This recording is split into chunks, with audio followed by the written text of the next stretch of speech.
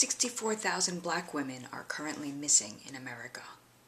Marissa Alexander fired her gun as warning. There is a tradition of black women gone missing. Black women disappeared. Poof. Sky clouds of black women obliterated, erased. Whole geographies of black women floated off cliffs. Mountains of daughters marched off into somewhere other, into the pink flamingo ether of night.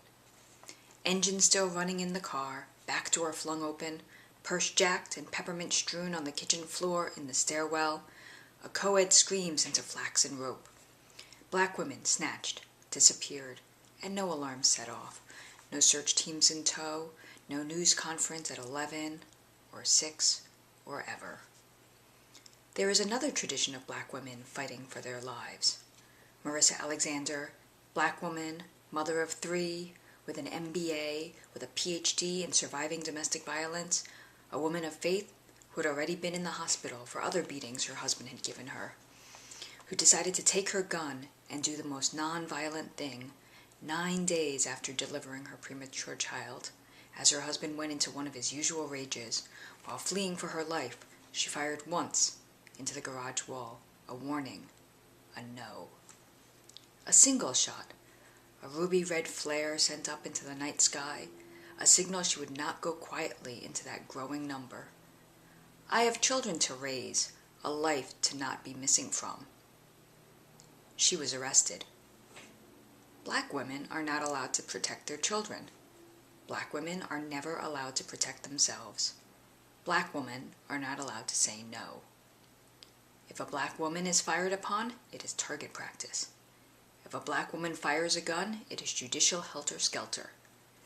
After 12 minutes of deliberation, she is given 20 years by a peerless jury in great civic rush to put away a black woman refusing to disappear into the lie of a plea.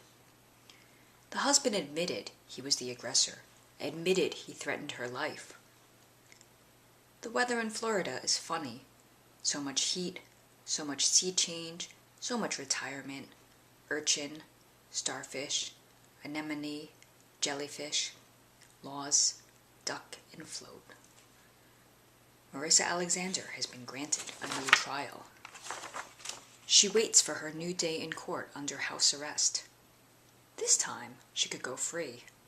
This time, she could get 60 years instead of 20 for defending her life that no one else historically has ever stepped up to protect, for sending her ruby-red flaming pink flamingo flare into the salty air, her black woman mama bear warning that she was alive, that she would not go missing, her human refusal to not be another black woman legally and immorally abducted from her life.